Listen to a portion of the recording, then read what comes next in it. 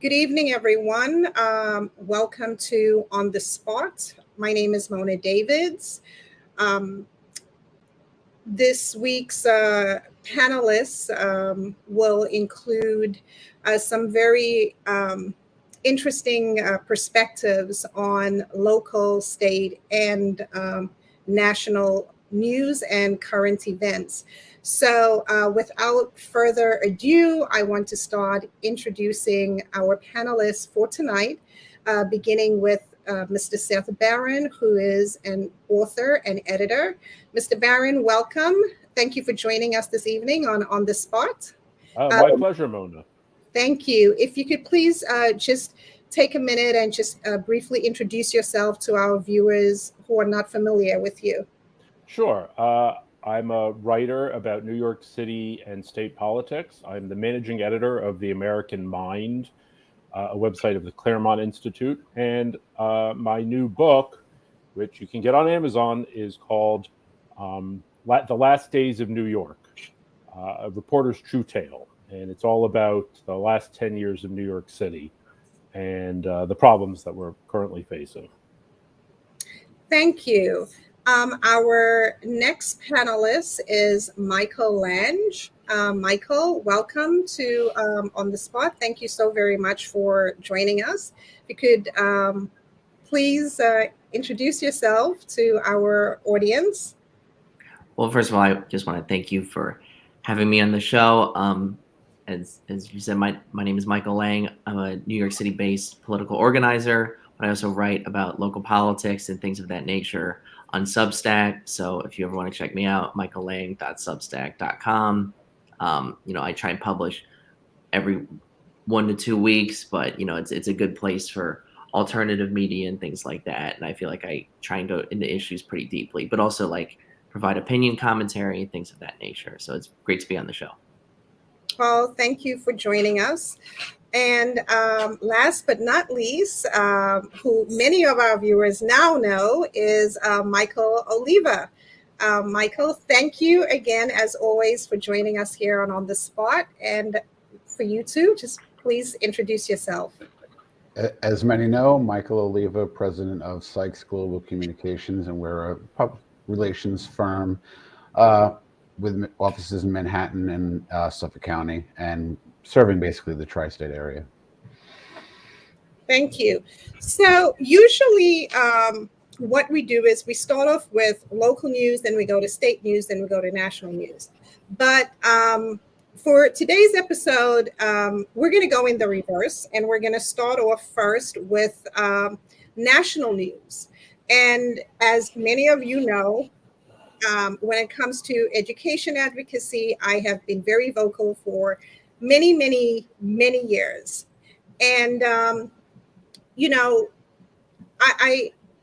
this week, the Department of Justice issued a memorandum, which, in my opinion, as an education advocate here in New York City, I found it to be a bit intimidating. I found it to be a way of censoring parents. And I thought that it's putting us on a very slippery slope.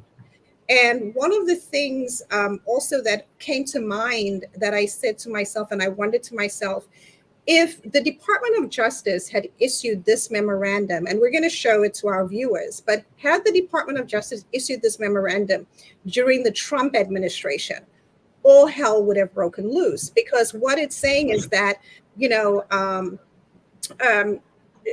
parents who are outspoken or parents who are vocal, or in my opinion, parents who hold school boards and school officials accountable and who question what is being taught in our schools, may find themselves being visited by the FBI if certain school leaders and school board officials feel threatened or unsafe.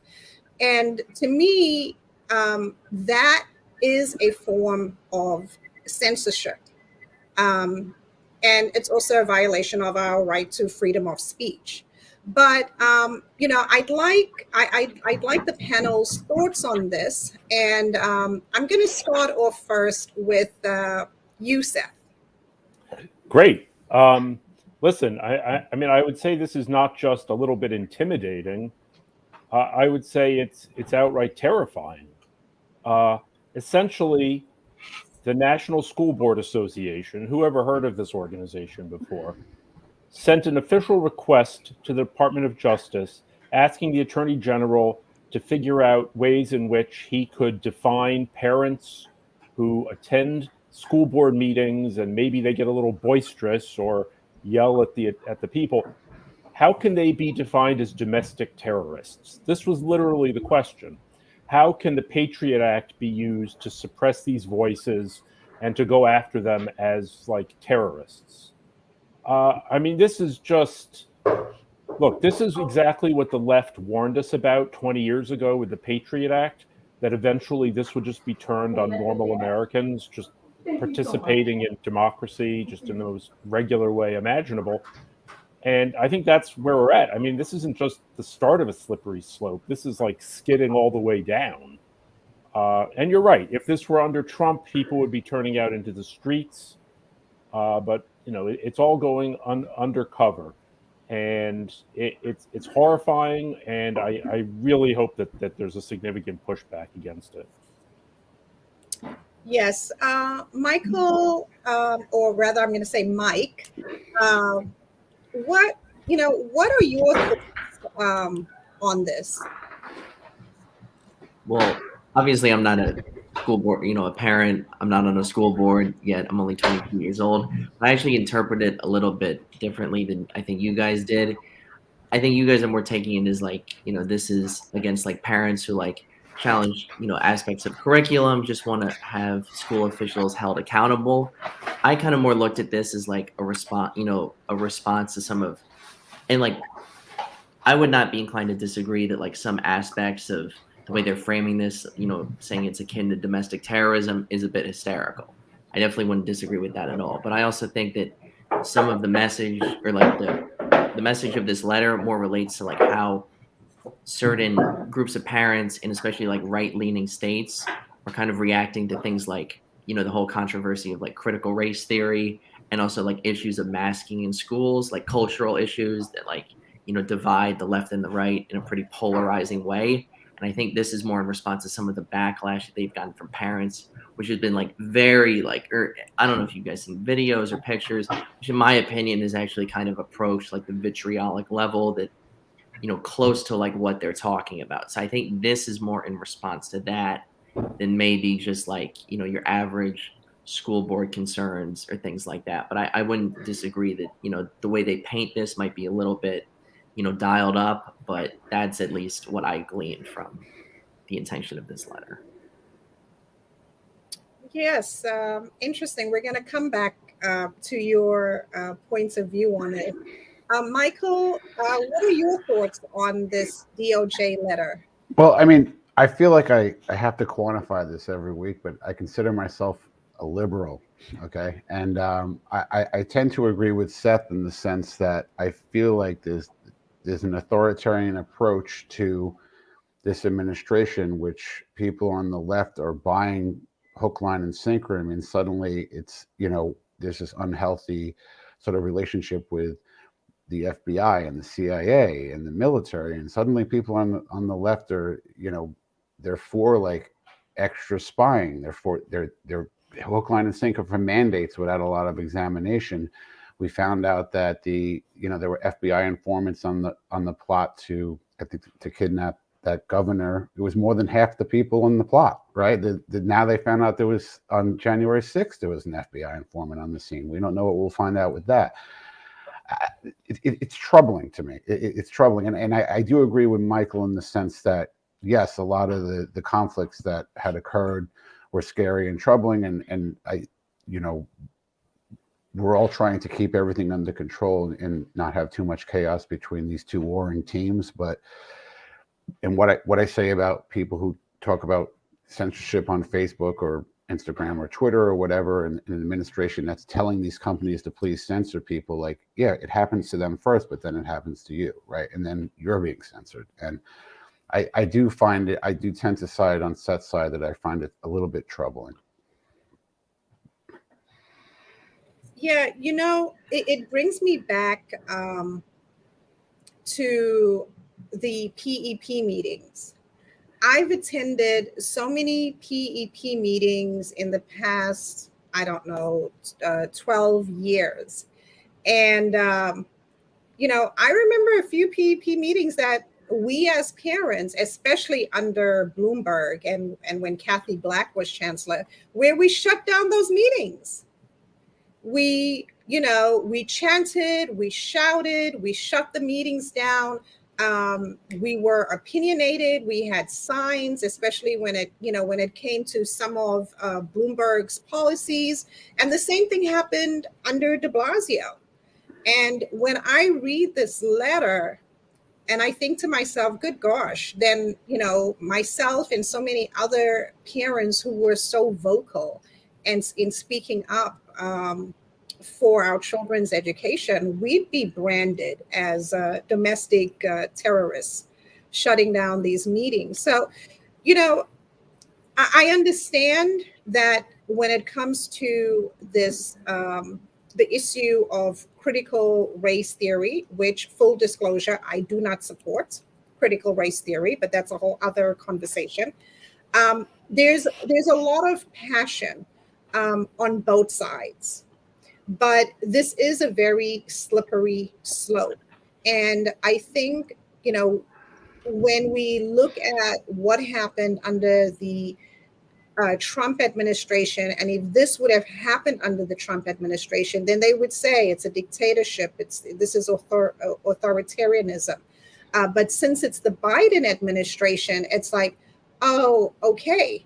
And to Seth's point, yes, who the hell is the National School Boards Association? And how does this National School Boards Association, how are they able to affect policy and, parent involvement or police parent involvement on a national level?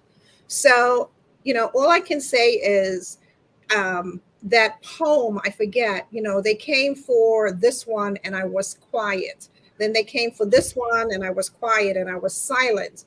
And then they came for me and there was nobody left. You'll know which poem I'm talking about. Yes. Well, with this here, they're coming for the parents, and sooner or later they're going to come for others. So again, it is a slippery slope. I don't think that the Department of Justice should be getting involved with this. I think that parents should be allowed to exercise their freedom of speech. I think that parents have valid concerns. And when it comes to those who are pushing and who support critical race theory, I think that both sides should be listened to. And in the end, we should do what's in the best interest of the children. But the parents are the real stakeholders, and the school boards who are elected by those parents should be held accountable to the parents and to the taxpayers. So that is, that's my take on it. By the way, is like, as far as critical race theory goes, like, there are wildly different interpretations of what that means. I've seen debates where people just thought completely. Somebody said, "Oh, we're supposed to teach slavery in school," and somebody said, "We're completely reimagining." Like, it was like, we're not even on the same page with that. It's not clearly defined, and that's one of the reasons for these miscommunications. Well, I mean, but whether or not it's, forget about critical race theory. There's no, like, I've seen the videos of these contentious hearings. There's no violence. I mean, there's people yelling, like those PEP meetings Mona was talking about. But is there any evidence that local police forces are incapable of dealing with a rowdy school board meeting? Like, why is this a federal case? And the thing is, it's the Department of Justice obviously engineered this letter to them. Like, and if a group sends a letter to the Attorney General, you don't get a response within the week. This was clearly put up from the top. And it seems like a very frightening and scary situation.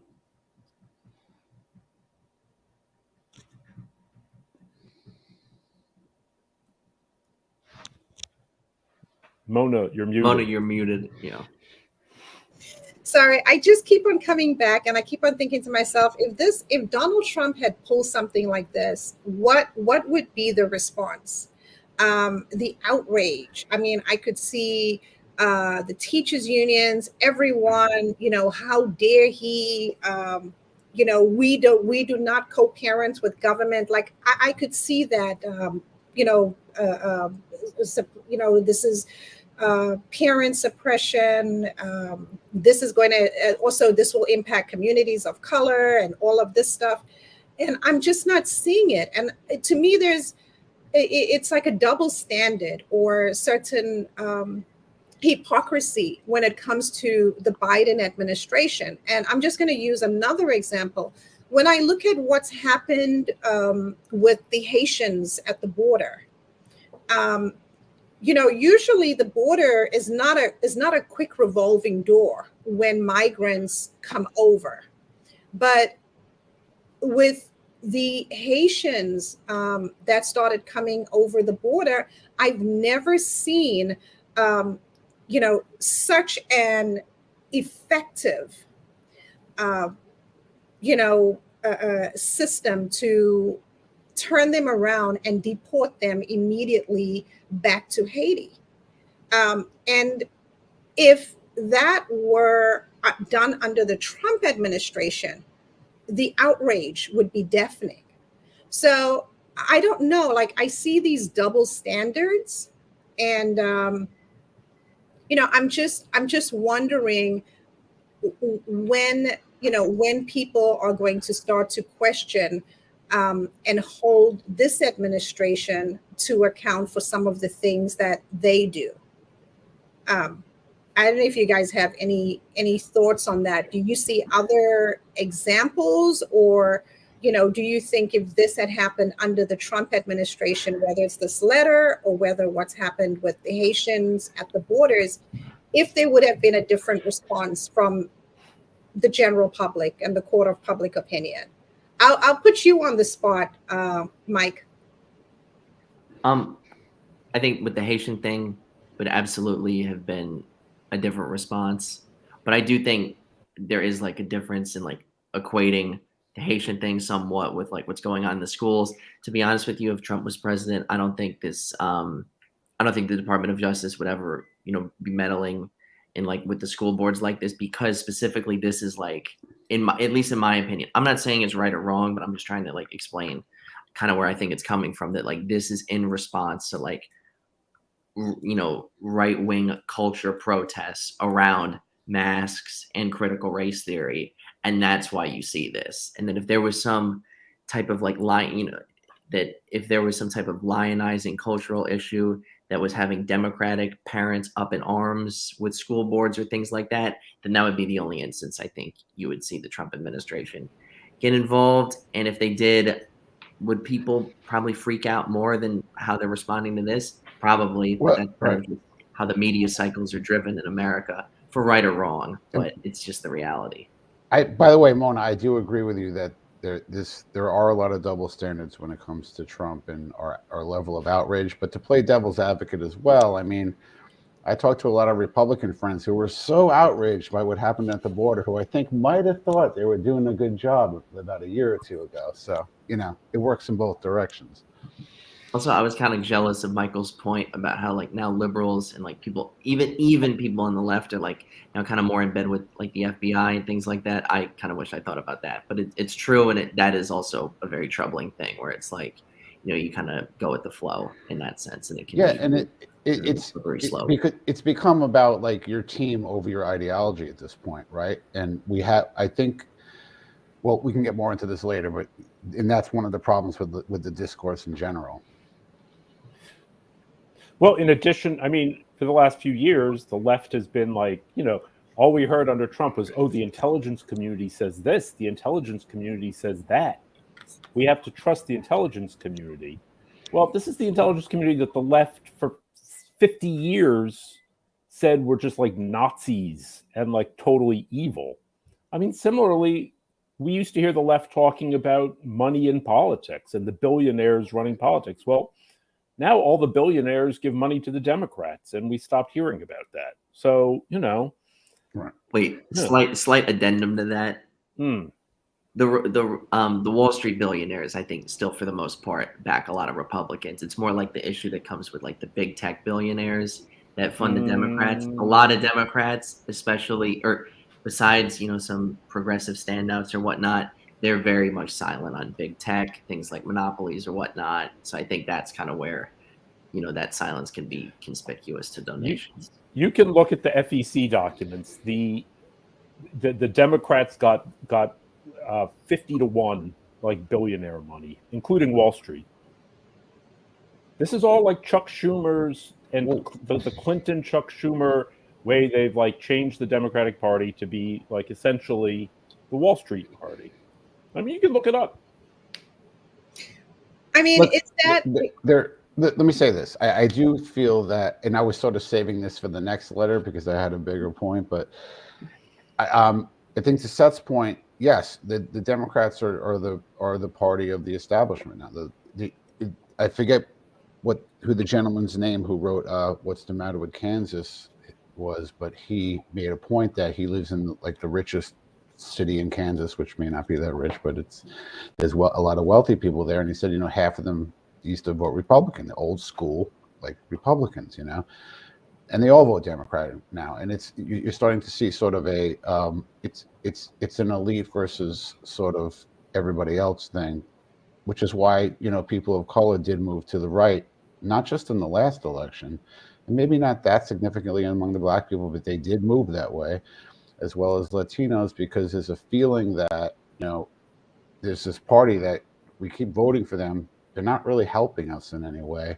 And we're not so sure we agree with everything they're saying. In fact, there's a lot of stuff we don't necessarily agree with. So it's becoming a class division rather than sort of a left-right division. And I think the biggest fear of that elite group is that, these people on both sides sort of figure that out and start to really talk.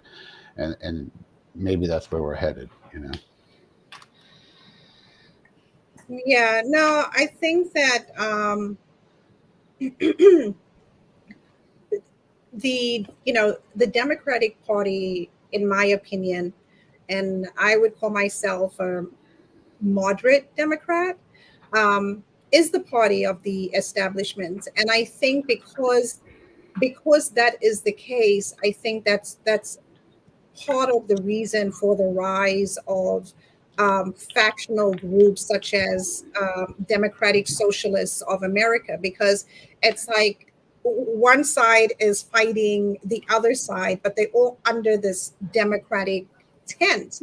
And a question that quite a few people have asked me in conversations, and they always say, well, why doesn't the DSA or the Democratic Socialists, since they disagree with a lot of the values or actions of the Democratic Party, why don't they go ahead and start their own party? Why are they continuing to run as Democrats if they believe that the Democratic Party has become the party of capitalists? I think the DSA is like a jobs titans. Yeah, the DSA is a jobs program for millennials now. It's sort of like a lot of it's performative, right? I mean, they say a lot of things, they get into office, and then it's sort of like there's some rhetoric, but the vote always seems to come down exactly where they want it to. And I would even argue more that the Democrats have lucked out, and they may not do very well in these midterms, but in the sense that because the Republican Party has in many ways gone off the deep end, they just have to kind of act normal. They don't really have to do anything for people, right? They can kind of be moderate and sort of like, and just corporatist and however they want to be, because the other side isn't giving them any alternatives. And I would argue, a moderate Republican Party is needed as well. So it used to be the party of business, right? And civil rights. And like, that's another component where I think like there's a void, if that makes sense. With all due respect to DSA, though, they have been able to, with the very small number of, folks in Albany, in the state Senate, and the state legislature, they have been able to, help, kind of shift the goalposts on a lot of issues like tenant protections, things like that. And it's like, and also the DSA aligned lawmakers, like that caucus is growing too. So like, and it also is much easier to like build concrete actual power when you like are able to just like kind of take over and help migrate a current political apparatus to your liking, rather than, it's almost impossible to start a third party in America. I hate to break it to Andrew Yang or anyone else who might try, but I mean, things are so deeply ingrained that the best way, as you saw when Trump kind of, with his kind of new right populism, kind of took over the Republican Party, the best way to kind of, be able to break through with like a bit of a new populist ideology is to just look to take over an existing power structure like that. I mean, I think you can move the line on the local level, but federally it's very tough. And, I would agree with that. Yeah. A party that comes from a tradition of Social Security and Medicare and, veterans benefits who came home from World War II and all these great programs that we had seen in the past that are now engaged in sort of like gigantic pieces of legislation that sort of randomly give out money in lots of different directions, and a lot of it ain't going to you or anyone on this show. That's not what the tradition of the Democratic Party was. This is almost just like, Keynesian economics got run wild, and I think you need another party to get back to that tradition for people who do consider themselves classic liberals, who think we should have economic security for people who are in trouble, A, and B, people of different races should like hang out together and be judged by the content of their character. And, we're missing that these days, I feel like. What are you, some kind of white supremacist there? Talking like that? Listen, here's the problem is in New York State, or New York City in particular, it's like a one-party state. So in a traditional like district, like where, you have Republicans and Democrats, each party runs to its base in the primary, but then can't be too extreme and has to kind of come back to the center in order to win the general. But when you have what you've got going on in New York City and parts of the state, the Republicans are irrelevant. So that's why a group like this is big, is they terrify mainstream Dems that they're going to primary them. And in a primary, you can say anything you want in New York, basically. You can go as far to the left as you want. And everybody's just going to leapfrog. So the DSA does have outsized influence because Dems are just going to run to the left to try to outflank them. No, I think you all make interesting points on that. I like how Mike put it. I put it in another way. I just say they're hijacking the party, and they're doing it in in a very shrewd and strategic way, and they're affecting the change they want from within. And I think it's, DSA and also their coalition of allies, DSA aligned elected officials are going to continue to push their agenda. And yes, a lot of their agenda, does support minorities and low income communities. And for some of it, they're doing the work that the Democratic Party itself should have been pushing. I don't exactly agree with the DSA or progressives, but I do see on the ground some of the, the results, the fruits of some of the policies that they're pushing. But personally, no, I'm not a DSA fan. But now being that we've done with national news, I want to go on to local news, talking about Jay Jacobs' endorsement of Kathy Hochul. Is that politics of the stomach? I mean, I call it politics of the stomach, but I mean, I have some interesting views on it. But was anyone not surprised? Were any of you not surprised that he did it? I wasn't surprised at all. Why? Also, who respectfully, because I don't know if he's a bad guy or not, who wants Jay Jacobs' endorsement? Every time he makes a statement, he sounds more unhinged than the last time. This guy, I mean, also, he was totally, like, firmly in bed with Andrew Cuomo. Other than, like, whipping some of the county leaders who are, like, under his thumb, I don't know what good this really does for her, especially with how cozy he was with her predecessor. And I don't know if you guys saw this. This was a few months ago when Carolyn Maloney got her Justice Democratic challenger. Jay Jacobs released one of, like, the most just unhinged monologues in a press release I have ever seen. So I wouldn't, if I were running for office, I wouldn't want that guy near me, but I think he's going to help her with fundraising. So, like, good for her, I guess. But I wasn't surprised at all. Like, he's not going to back Jumaane Williams. Maybe he would wait to talk to Tish, but I don't even know if Tish really wants to be near him. So I wasn't surprised. Yeah. I mean, look, despite what the DSA thinks, parties have structures and apparatus, and there are processes, and people run for county committee and district leader and all these boring, tiny offices because it's a party. And they tend to endorse their incumbent elected officials, which Kathy Hochul is. And I mean, it's pretty standard practice, I would think, instead of endorsing an insurgent against her. But I mean, technically speaking, the party isn't the party not supposed to issue endorsements? I thought that they're supposed to, like, kind of oversee the primary and then endorse the nominee. That's what I thought too.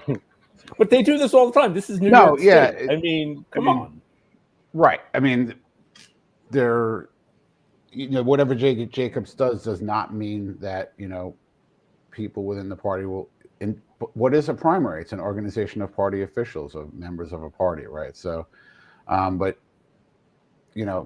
maybe I'm contradicting myself a little bit here, but she's the incumbent. Look, we all know how it works. Right.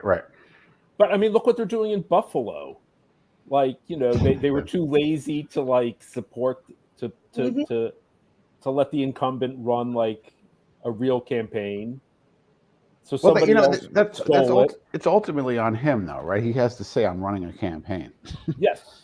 Yes, but then they get some judge to, like, right. I mean, who's Jay Jacobs supporting in that?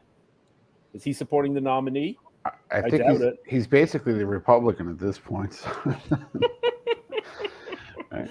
I mean, it's just, they like him. Right. Yeah. Well, could Jay Jacobs' endorsement kind of be viewed as as the kiss of death? I mean, because he it's like he announced these endorsements and then he went and he kind of sabotaged these endorsements or put his foot in the mouth when he said yes. And, he made sure to call Andrew Cuomo to let him know that, he was going to endorse Hochul. By the way, that just took away from whatever it is that he was trying to do. We have a lot of insiders here who know who Jay Jacobs is, but, like, nobody else does. So it's like Michael's point is probably the most important one, which is money, right? I mean, that's that. Mm-hmm. If she's considering one of his flubs versus, like, the cash he's going to bring in, she'll take the cash, So, I mean, then could we look at it? Could it be viewed that, okay, with Kathy Hochul, then it is indeed going to be politics as usual. She's not going to be any different than Cuomo, and I think even what's her name? Was it Lindsey Boylan? Or one of Cuomo's accusers actually brought it up as an issue and saying, this is not a good sign. Because Jay Jacobs was also there behind the scenes, threatening people, intimidating people, intimidating Governor Cuomo's accusers. And here Kathy Hochul is getting in bed with him. I mean, did Kathy Hochul do anything during the whole period where all the accusations were coming out? Right. I mean, what was Kathy Hochul doing? I mean, who is Kathy Hochul? I mean, she's just a creature of Cuomo. And the reason he was going to take her off the ticket was because she's like useless electorally. I mean, she's trying to pretend like, oh, well, I'm also a victim of Andrew Cuomo, but I have very little respect. I mean, the way Kathy Hochul is behaving, she seems just as bad as Cuomo, if not worse. But let me just argue this though. I mean, we talked about double standards, right? Like, if a Republican incumbent had taken the endorsement of the party chair in the wake of a scandal, like nobody would give a crap. Like Democrats tend to eat their own, and the fact that people could be so upset about this to me is like it's more a sign of their disorganization than it is a sign of like anything that you would ever put on the Republicans. So double standards work in different directions. No, that's true. Others view it. The Republicans still would have been in office. They would have said, screw it. I'm staying in. I don't care what you do. That would have been it. But anyway. Yeah, I mean, speaking with folks in my circle and just ordinary ordinary citizens, ordinary residents, a lot of people are looking at it as this is Jay Jacobs' way to ensure that he keeps his position by making nice, and he's pretty much kissing the ring. He's kowtowing, and he's trying to ensure that that Jumaane decides not to run, since he's doing his exploratory committee thingamajiggy, to discourage Tish. And well, I don't even know if I should touch on Bill de Blasio, because that's that's a whole other mess. But I mean, do you see that as what he's trying to do? Is that the maneuvering that's going on right now?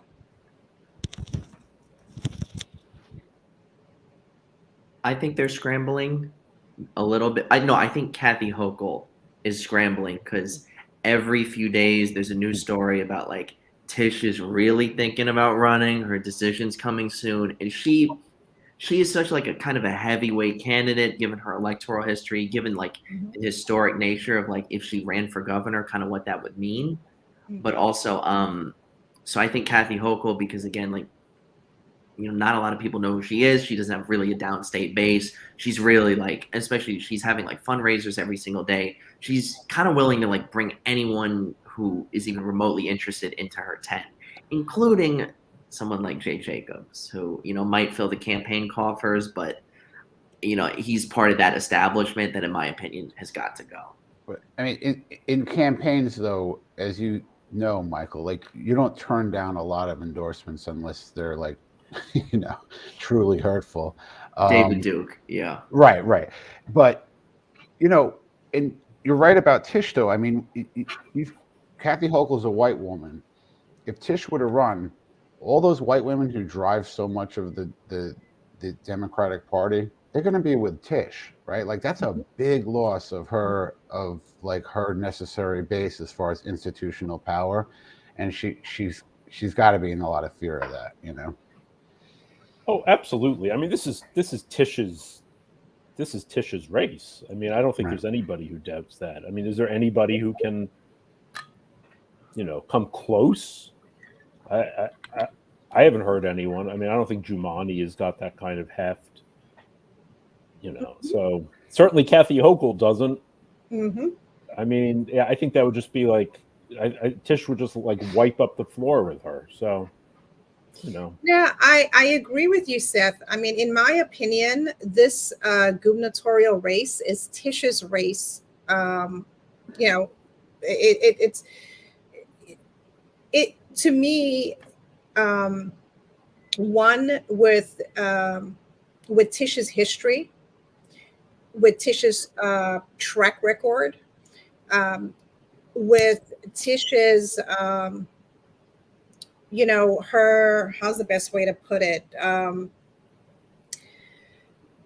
With her appeal to not just a woman of color, but to that white, democratic, progressive, liberal female or woman voters. Not quite woke, but not quite woke, right? yes, But progressive, not right? quite woke, but Right. she's still pretty much The New York Times reader. Exactly, right. That's For another week or two, right? Yeah, well, she's someone who can win the Times editorial board endorsement, but still like, dominate in Canarsie, East New York, Brownsville, Right. and that's very rare. Jumaane, for all his flaws, is also someone capable of that, but just not on the scale that Letitia James is. At the same time, though, if you look at what she's done with this office, which is probably the most powerful state-level prosecutor in the country, what has she done? She's been completely all she's done is go after Trump's accountant. Has she done anything? Cuomo, Schneiderman, Spitzer, these guys really used the office. She's just been kind of sitting around on it. She ran promising to go after Trump. And Seth, I kind of get what you're saying, but also as long as she says, I went after Trump and I bagged Cuomo in 2.5 years, that's all. I think that's all that's going to take, really. Especially once you dig up some of what Kathy Hochul did with those undocumented immigrant driver's licenses. And also, look, I love the Buffalo Bills, but she's from Western New York. That's not a huge voting block, No. And Tish is going to get the national attention that Kathy Hochul had for the first 3 days. Tish could get that throughout the duration of her campaign. So I totally see your point, but I don't know if it will matter. Well, also, I remember when Spitzer was AG, it was whether you agreed with what he was doing, you knew he was doing a lot because you got it through osmosis. It was you just kept hearing what he was doing. I do feel with Tish, and I'm not an expert on this at all, but Cuomo was such a strong, overpowering presence. I don't know if you heard about everything, and I'm sure, Seth, you know more than I do about it, but I think in some ways it was hard to permeate in ways where other AGs could, so. Well, I know we discussed this before on a past episode, Mike. We went really in depth with your Substack article on Brian. I'm flattered. Yes, on Brian Benjamin, but it's how many weeks since it was announced that he was going to be her lieutenant governor. He's now lieutenant governor. And I still don't see what the hell he brings to the table. And I honestly don't see what he's done since he's been lieutenant governor. Please make it make sense to me. I can't. And I don't mean any disrespect to Brian Benjamin. I have to say this all the time because that was the first piece where I really kind of went at someone a little bit. But I'm going to be honest, I don't really know why they picked him. And there were a lot of folks who said to me, some elected officials too, afterwards, where they're I feel upon reading what you wrote, they're I don't know if she vetted him well enough, but she could have picked Ruben Diaz Jr. That's there's never been a statewide Latino elected official. That could have been historic. Also, it's he has real roots, connections in the Bronx. Jamal Bailey, I feel has a bigger coalition than Brian Benjamin. I think actually she picked maybe the worst of the people that she was seriously considering. No disrespect to him, but I don't know what votes he's bringing. You're trying to find some sophisticated, well thought out reason, and just it could have been a meeting with 5 people in a room and they weren't as smart as they thought they were. It's you don't know. We could guess all day, but it's almost it could have been a lot of white people thinking, oh, if we have a black guy, we can get a lot of black votes, like Hank said, white think, Mm-hmm. It could have been something like that, and I think I know you're frustrated, Mona, but if you're looking for some brilliant rationalization, I don't know if you're going to find it. You know. I Well, just wanted to make Yeah. sense. Yeah. I keep on asking myself, like, is this, is this their strategy? Is this how they're going to counter? How they're going to counter Tish? Because for me, Jamani and Bill, they're just not even a factor. But is this the best that they can do? Because like, if it's such a poor strategic decision. Like Mike said, like Ruben Diaz Jr. We don't have a Latino in such a high profile position. I know we have the Secretary of State, but to me she doesn't count. Like someone in a really that could be a possible powerful position. And I don't understand how she selected or what their thought process was in picking Brian Benjamin, because I mean, when it comes to defund the police, they're on opposite sides. There are other issues that they're not on the same page. And yeah, I know that you're not supposed to choose a running mate based on one issue, but these are pretty big issues because the voters upstate, they're not into that defund the NYPD or defund the police nonsense. So, or in the city. yeah. So Right. I really don't understand, and I've been waiting to see this past couple of weeks, like the brilliance of the decision. Maybe we missed something. Hey, And it's like nothing's going on, completely lackluster. I don't see it changing. what was the brilliant strategy to pick Kathy Hochul to be LG? Oh, wait, I have this for you because I wrote about it. Cuomo wanted just a woman from upstate to give it regional and gender balance. And she had just lost a congressional race, a narrow one up there. She had like solid swing voter appeal, but it was literally just we're checking boxes, and Yeah. she kind of fit that. Well, isn't that what Brian Benjamin was for her? Yeah, yes, but it was, in my opinion, it's like, again, outline this in the piece, but it's like Cuomo, it's like son of former governor, Titan, former attorney general. Kathy Hochul, it's like she's really playing from behind here, especially when you have someone like Tish James waiting in the wings. I hear, to try and summarize the thinking, I think it was just like, hey, we can get a decent amount of the Harlem establishment on board, maybe Sharpton, maybe Hazel Dukes, maybe Charlie Rangel. The only problem is that the Harlem establishment is just not what it used to be. It's just not Central Harlem in itself. It's gentrifying, changing, even West Harlem, things like that. So everybody's 95 years old. Yeah. It was very poorly thought out, to be honest with you. Right. Yeah, no, there's no political power, Black political power in Harlem anymore. Harlem has been gentrified. Those voters that they're thinking of that are in Harlem, they're, let's say the Buppies, Black urban professional voters, they're not going to go with Kathy Hochul. They will go with, and they're not going to go with Jamani, but they will go with Tish. So they might go with Jamani. They might. Okay. Well, I probably won't say the word that you said, but the Jamani did decently well against Hochul in Central Harlem. Yes, he did, but he wasn't running in a race against Tish. That's very true. So can I say, I know you guys think Jamani is irrelevant, and I don't think he's going to win, but I do think he is more relevant than like someone like De Blasio, where Jamani could potentially in some world play a spoiler to Letitia James with no ranked choice voting, with anything like that.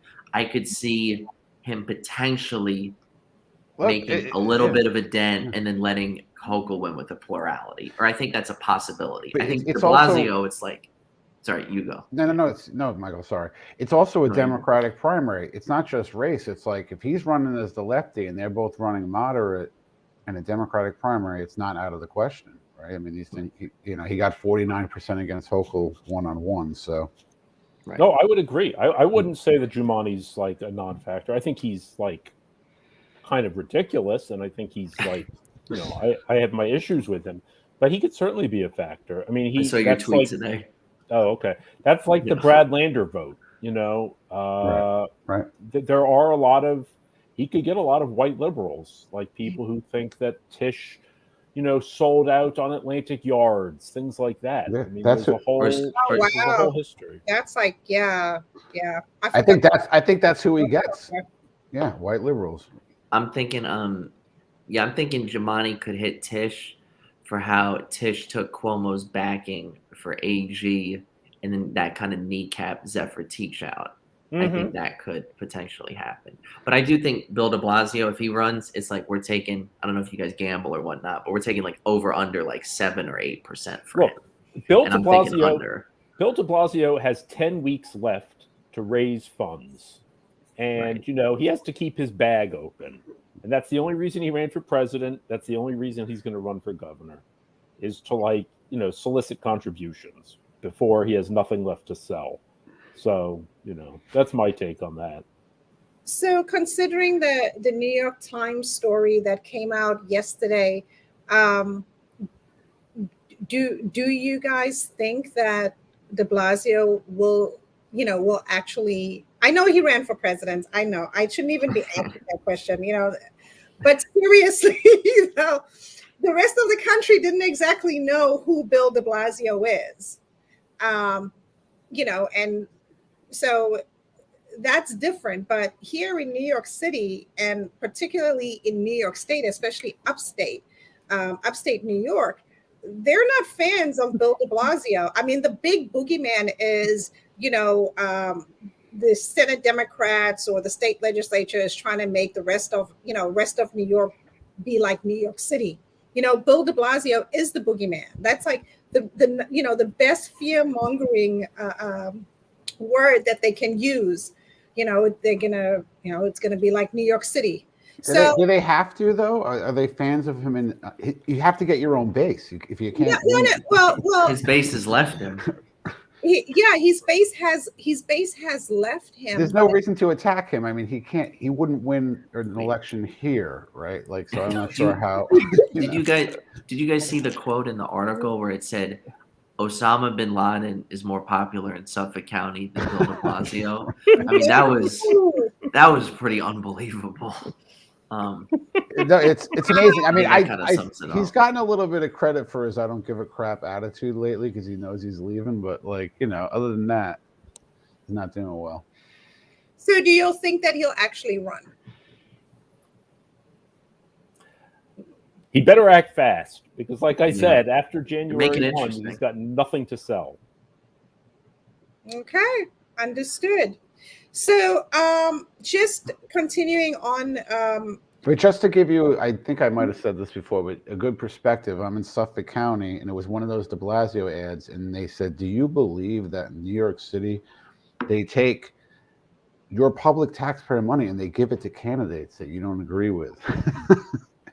And it was like this nightmare scenario, something that like people in the city don't think about. It seemed like the worst thing you could possibly do here. And when you think about it in that context, you're like, yeah, that is kind of crazy, right? And then now they have it on the state level. So it's, how much people are aware and what actually happens is a different thing, Now that's that's true. When you think about it that way, it is kind of scary. It's along the lines of union members saying, "Hey, we pay you dues, and then you take our dues, and then you go and endorse candidates whose values and views we don't agree with." Right. So it's kind of along those lines because they're taking out taxpayer dollars and they're giving matching funds to candidates who we don't necessarily agree with, and also who don't have a chance in hell of winning a primary. So the amount that we've spent in some districts, in some races, per vote is just insane.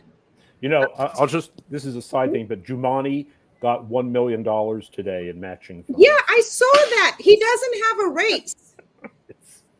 Like, what's he going to do with it? Yeah, I saw that, but But the Brian Benjamin thing was good too. He gave the money back, which was interesting because there was no one to give it back to. oh darn, that's Like, that is interesting. yeah, On a previous episode, and they gave him his matching funds right away. By the way, I mean they rake these city council candidates through the coals. You get it the last week, you can't spend it anymore. Right. But that Yeah, happens, yeah. and they give him it's arbitrary. So I don't know. Like I was saying on a previous episode, I don't know if we were talking about this or something else, but Michael Benjamin mentioned that it's possible, and I didn't have a chance to look into it or try to contact Matt or Eric at the CFB and ask them this question. But according to Michael Benjamin, it's possible for candidates for city council to transfer the money that's left over in their campaign account to a statewide account and run for statewide office. I was told I was told by a councilman today that no, that who's an expert in this, like he's a lawyer, that no, that Jumaane would not be able to use that money for the state. But I mean, that could be wrong, but that's what I heard. That it has to be used at the city level. Okay. Makes sense. Yeah. Well, we're gonna, we're going to see. I mean, I know Tony Herbert is running against him. I don't know if there's somebody else that's running against him, but I mean, I don't think that he really has. Didn't Tony Herbert primary him? Yeah, he did, but Tony is. He's the Republican too. I don't think he's running on the Republican line. I think he's also running on the conservative and the independent line. Oh, okay. If I'm not mistaken.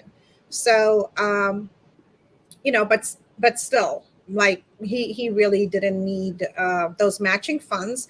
But as a consultant, I will say it is very important to support the consultant class. So for my other fellow political consultants, The other problem with the CFB, you can't get paid because nobody has money until like the last week of the campaign. Yeah. They don't think about us. If Jumaane would say, I don't need this money, I'm returning it to the people of New York, that would be like the first time I've ever heard him do something with integrity. And I think it would be impressive. Sorry. It's okay. We understand. We definitely do understand. It's for a lot of issues in the past, I've been on the same page, or Jumaane and I have been on the same page, but these past couple of years, I've seen him go so left, and just about everything that comes out of his mouth, we are not on the same page about. But when it came to his comments on the Jay Jacobs endorsement, just coming back to that, and how they're not supporting the Democratic nominee and calling out the hypocrisy of that, I did agree with him on that matter. So, surprise. Me too. I worked for Jumaane, and I consider him a friend. I do think he's a good person. I think he believes in what he's doing, but I think, people often believe in the world that surrounds them, right? I mean, if you remember, years ago, he was almost criticized for being conservative, right? Right. Right. And, he kind of got adopted by, the gang, the Working Families Party, the DSA and everything. He found success that way. And, you start to believe in what's happening around you. But I don't think I think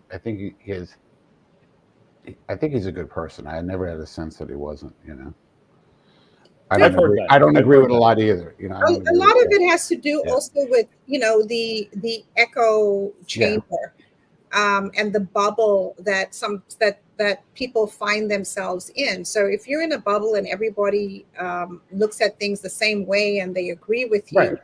um, you're going to think what you're doing or your point of view is the right point of view. For me, like I said, we've been on the same page on many things. We've been at the same press conferences and rallies. Sometimes when I look at the pictures, I'm like, wow, we were really young back then. But today we're just, completely on the opposite sides of so many issues. But personally, I like him. I think he's a nice person. I just have a problem with him trying to eliminate the jobs of over 3,000 Black, Hispanic, and Asian women. But we're going to come to that in a minute. Michael, wait, sorry, your Substack cohort and colleague, Glenn Greenwald, talks about. Oh, I wouldn't call him my colleagues on Substack are Ross and Matt, not I'm a fan of both Glenn and Matt, to be honest with you. I don't. Oh wait, no, I say Matt Thomas. I don't read Matt Taibbi. Oh, I did. I totally I did. can't speak to him. But I don't agree with everything they say either. But my point is, he talks. Chris Hayes wrote a book before working for MSNBC, and he talked about the concept of cognitive capture, which means like no matter who you are, when you enter a certain world and you're surrounded by a certain in that sense it's elite people, and you go to the same parties and you only hear their voices, and you get that house in the Hamptons, and you get and you're working for MSNBC, so you inevitably will change. And I think maybe there's not the economic part of it, but I think a lot of people they believe in the movement they become a part of, and who are we to say that they're wrong? It's just that we may come from a different perspective. I do agree with a lot of what Jumaane says, but a part of me is, a little things have gone too far in a certain direction. The fact that Jumaane goes around talking about defunding the police, this constant anti-police rhetoric for like 10 years now. I know he likes to play it both ways, but basically that's what he supports. And that not only does he have a 24-hour police escort, but he lives on an army base. Right. He does. Like right. Nobody can go and protest in front of Jumaane's house. There are no homeless people like near Jumaane's house. There's no crime near Jumaane's house. The whole place is defended by army troops with awesome views. It's like the craziest thing in the world that he finds it offensive when like I point this out. Like he thinks it's just the most absurd thing to say. I just find it like insanely hypocritical. Like, okay, if you live on an army base, then you don't have to worry about street crime, do you? Or vandalism, or public urination, or homeless people, or anything like that. Nobody's doing drugs outside his door. I mean, I live in Lower Manhattan. Like, I live in a very elite area. And it's like disgusting to walk outside. He doesn't have to deal with that. And so I just wish that he would at least acknowledge that people concerned about quality of life and public safety aren't just like racist maniacs, right? That there's like an actual issue here that he's totally insulated himself from. The minute he didn't have to live in his district, he moved. Yeah, no, he practiced choice. I just posted Michael Benjamin's comments. So I misspoke when I described what he said. What he said is that Jumaane could decline matching funds and transfer his private donations into a state campaign account. Does that make sense? Yeah. To you all? So okay, so still money he's getting, private donations, contributions to his public advocate race, he could transfer those private funds into a state. He gets so little private fund. I mean, isn't that his big problem? Is that he doesn't like raise a lot of money? Before matching funds, it's $5. In the governor's race last time, he didn't raise very much money. So that's why him getting like 47% was still pretty notable. We're still I can't join in on the Jumaane slander, but at the same time, I actually do think if he ran for mayor this time, he would have won. But he would have had to risk giving up the public advocacy job or the public advocate job, which like he can kind of coast in for the next 8 years if he wants. So it's like it's like running. To be honest with you guys, running for governor is, I think, like, you know, there's not really a downside to him, but I don't think he's going to win. I think while it would have been riskier for him to run for mayor, I think the payoff actually would have been much bigger. Well, Michael, yeah, I agree with you on that, Mike. He could have, but then, you know, he'd still be taking a chance. There'd still be a risk, but New York City being the way it is, he could have won that primary. But wait a minute, Mona, you said we had this whole conversation about how most of the ranked choice situations didn't change the outcome. You still saw vote splitting under the new math. And, you know, I'm not sure another lefty in the race. I think Adams may win it by more. I mean, the second place person was Garcia, right? I mean, the two more centrist candidates won. I think he would have just diluted it further for that side of the equation. I could be wrong. No disrespect to Maya Wiley, but I think if Giuliani would have got in like a year early or something, like, or if he would have gotten in 2020, then maybe you can get DSA involved potentially. But then also all those nonprofit like left organizations that were split between Stringer, Morales, Wiley, that were like taking forever to kind of endorse and figure out, they almost all would go to Giuliani. And I think AOC gets involved a lot earlier. And then Giuliani doesn't get wiped out in all the communities that Eric Adams did really well in. He pulls it somewhat closer. And then I think those Catherine Garcia voters, also New York Times readers, things like that, they potentially get in on him. Because I think at the very least, even if the Times still endorses Garcia, if Giuliani was in there, they would have done rank Garcia 1, rank Giuliani 2, or even like a flip of that. Because the Times loves him. So I think he would have done pretty well. That's a lot of ifs. A lot of what ifs. Yeah, but you know, I kind of want to write a Substack on that. You should. I think you should. I'll co-write it with you. But I feel like there was sort of a referendum with Eric, and you know, I think that's the way the political winds were going. I don't think they were going in the progressive direction, but I could be wrong. You know, maybe those people drop out and he wins. You're right. You know. Right. So I want to talk about, and this is going to be our last topic for the night, but I want to talk about today's press conference that was led by Council Member Oswald Feliz, joined by Adrian Adams, who is the chair of the Public Safety Committee, as well as Eric Dinowitz, Mark Jonai, Kalman Yeager, and Rafael Salamanca. I also attended that press conference and spoke at the press conference. I want to just show the letter that those council members, along with 19 other council members, are sending to Governor Kathy Hochul, Assembly Speaker Carl Hastie, and Senate Leader Andrea Stewart-Cousins, calling to reform the gun possession laws. Right now, as many of you know, we are in the midst of a school and public safety crisis in our city. And when it comes to our young people, I mean, everyone saw the New York Post cover page last week, Saturday, with, you know, the photos of some of the 21 teenagers, some victims, some perpetrators, who've been killed so far this year. And since that article came out on Saturday, I think we already have another 4 or 5 additional teenagers that have been killed.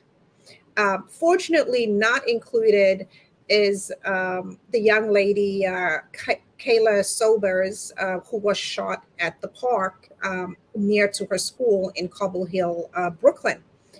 But, you know, the fact of the matter is these new laws part of the bail reform laws, even though people don't want to say, reform the bail reform laws.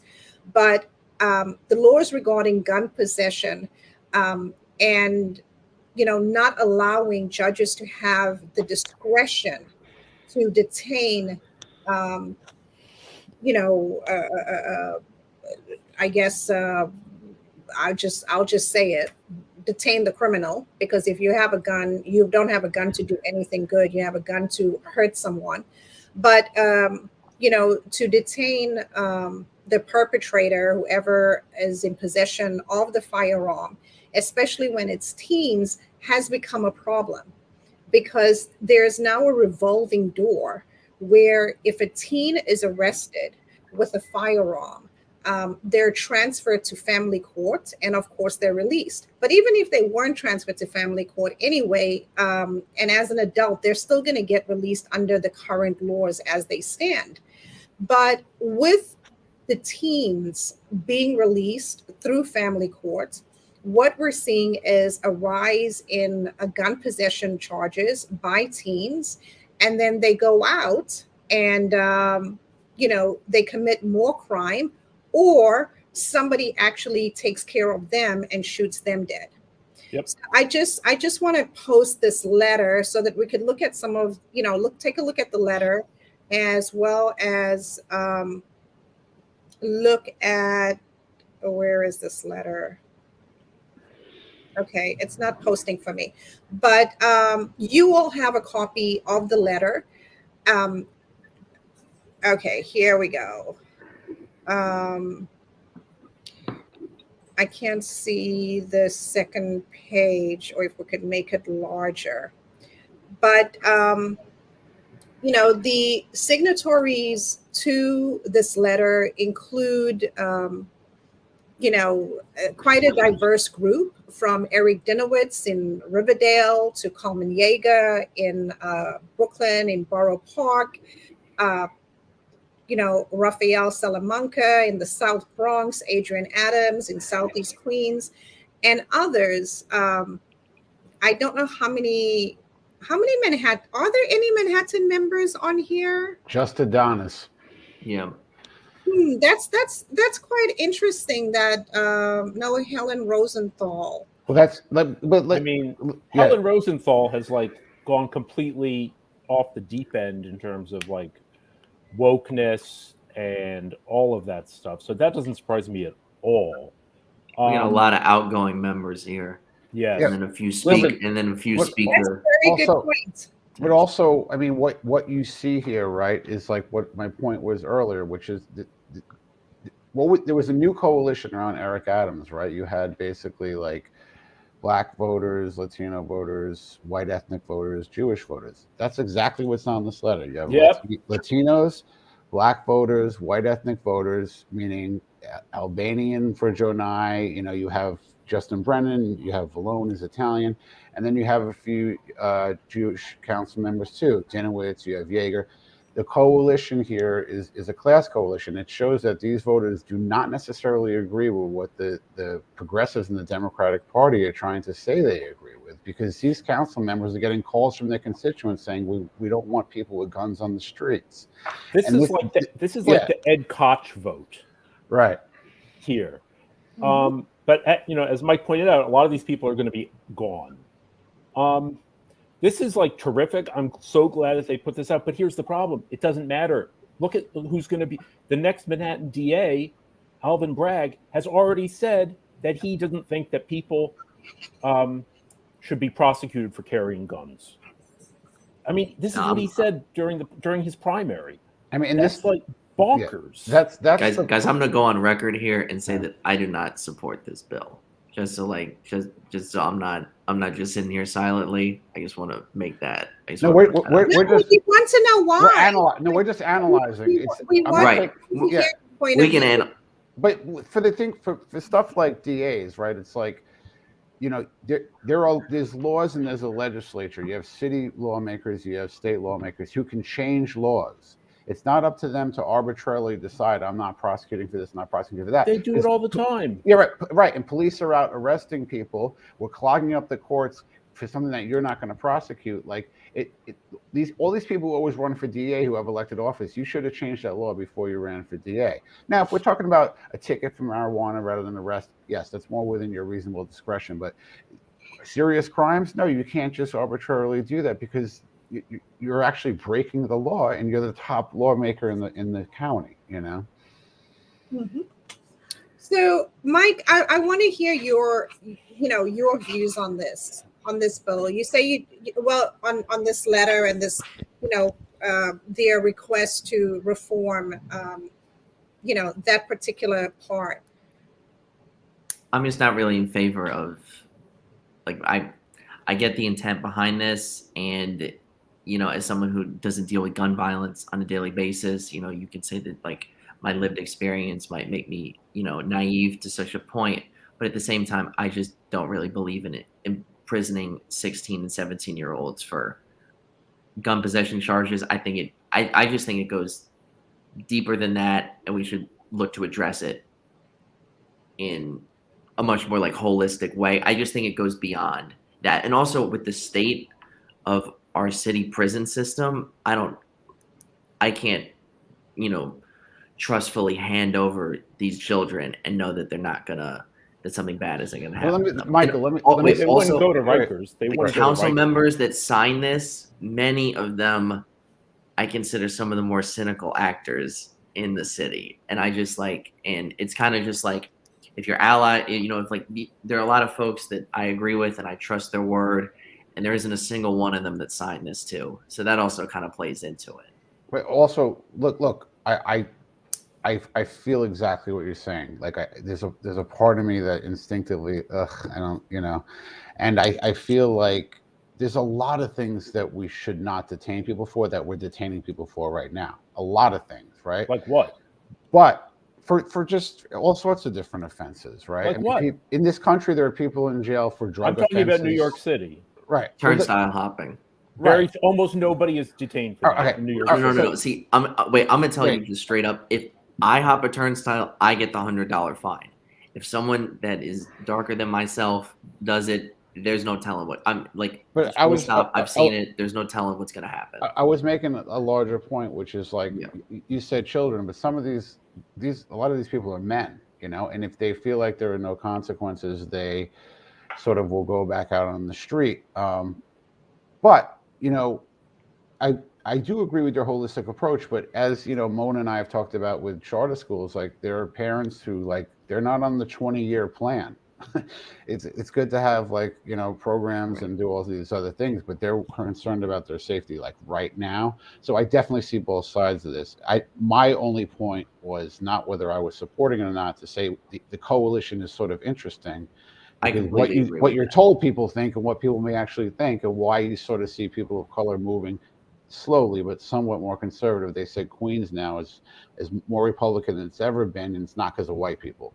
And these are the sorts of issues where that happens, Right. There was another Substack published by Matt Thomas, and he was saying that it was like Queens is red. Not only is it as Republican as it's ever been, but it's also as socialist as it's ever been too. Right. So it's like it's a very interesting, like, polarizing effect. Also, just looking at the council members there, as much as I would like to be like, well, a lot of those council members are termed out and progressives aren't replacing them, that's actually only the case for maybe 2 to 3. Well, Adrienne Adams is not termed out, and she signed the letter right on top. So you got to give her credit for at least saying. Oh no, I'm talking about farther down. I think the folks at the top, except for Lori Cumbo, they're going to be in there next session.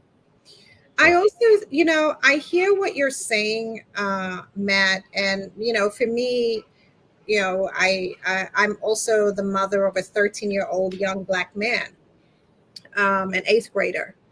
And for us who live in these communities that are under siege with gun violence, with rampant gun violence, and for mothers who are, Black and Hispanic who are afraid to send their children to the bodega or to the corner store or to the park to play, this is real, because what's happening, and if you see the examples listed, is that, a lot of these teenagers who are members of gangs or gangbangers, they know that there are no repercussions and the consequences of their actions that result in the death of our children.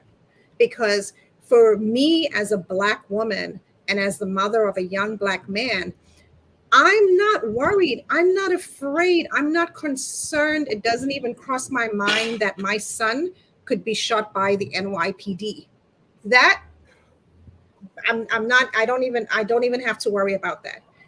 Who I do have to worry about, like the other mothers, Eve Hendricks, Miss Watts, Colleen Watts in Brooklyn, even this mother, Kayla's mother,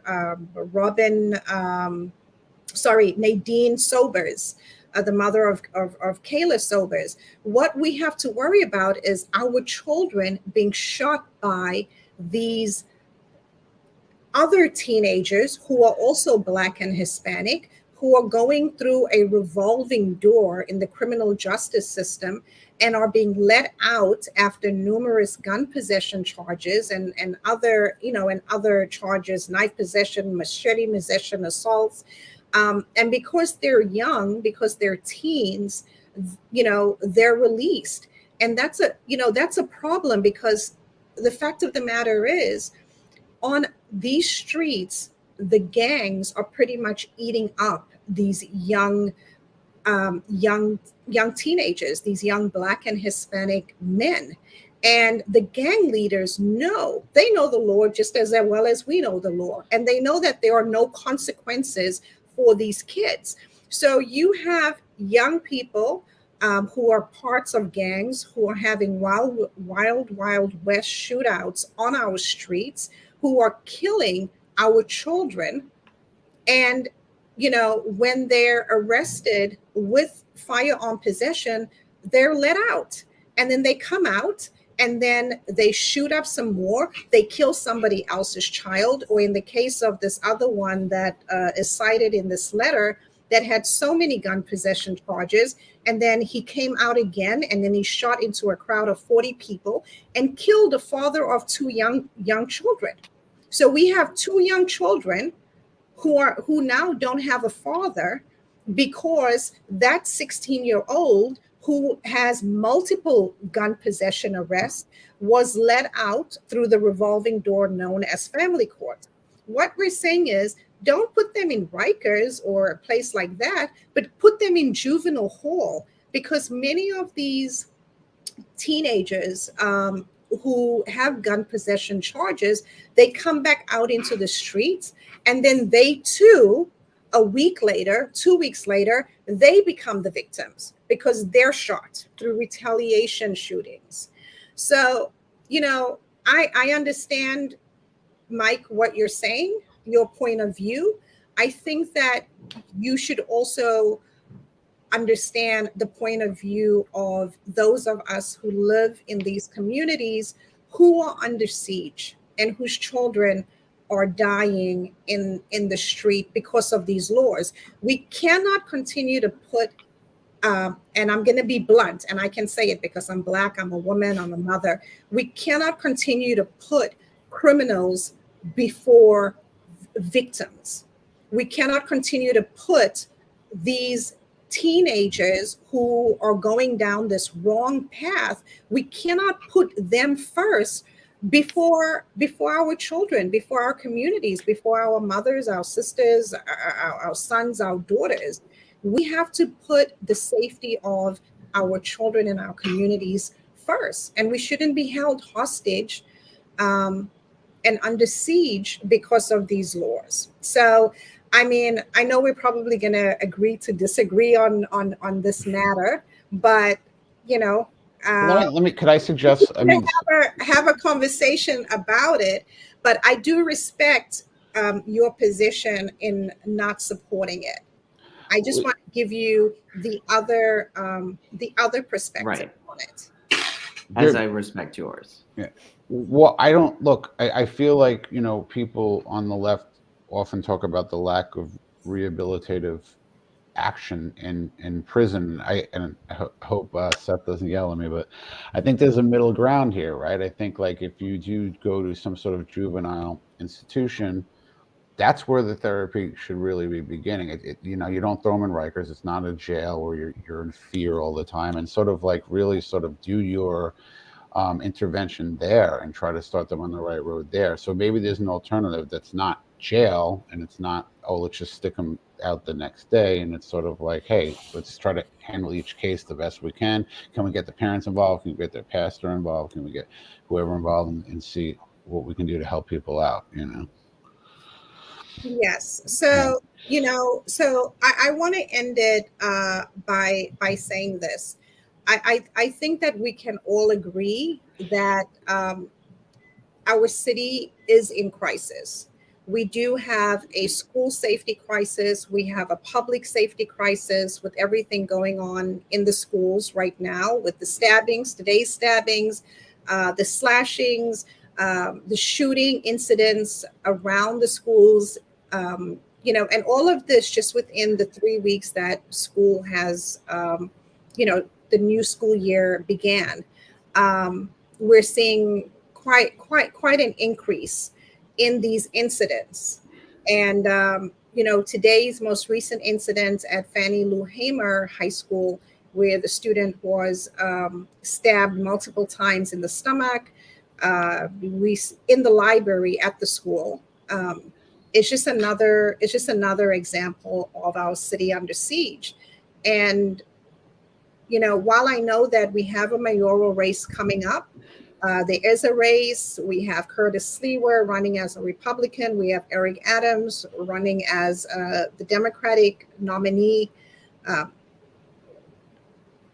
fact of the matter is New York City is a Democratic city, and most likely Eric Adams will be mayor. I know we also have Bill Pepitone running as well, but with de Blasio only being around for another how many weeks? How much more of this we have to take?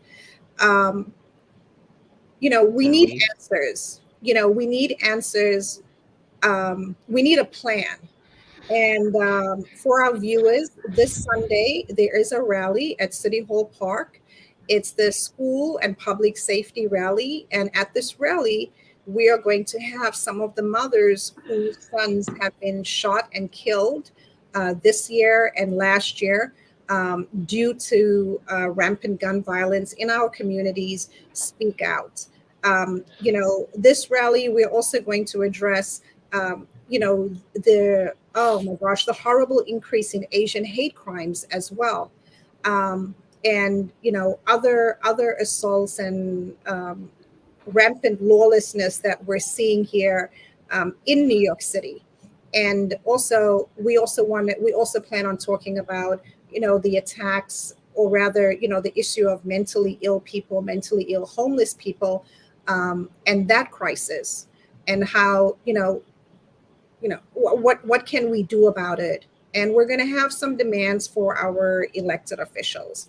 So, Mike, I'm inviting you to the rally on Sunday. I have some mommies you could speak to, but you know, this issue is not going away, and I hope that both Seth and Michael, that, you know, you guys start doing a deep dive into it, and also start asking our most likely soon-to-be mayor exactly what his plan is to address this school safety and public safety crisis. Since I would call him the public safety candidate, I'm hoping that you guys can, you know, can start to ask questions on that. And Mike, I know we're all looking forward to a deep dive on, you know, on Jumaane and, you know, Jumane's potential, Jumane's track record, and how, you know, how he can impact a potential gubernatorial race. I know that will be very interesting. Yeah, I'm honestly, I'm probably gonna wait to do anything on Jamani because I feel like she's coming around the corner, so I'll probably have something on her when she announces. That would be good. But I have a great interview with council member Sandy Nurse on Tuesday.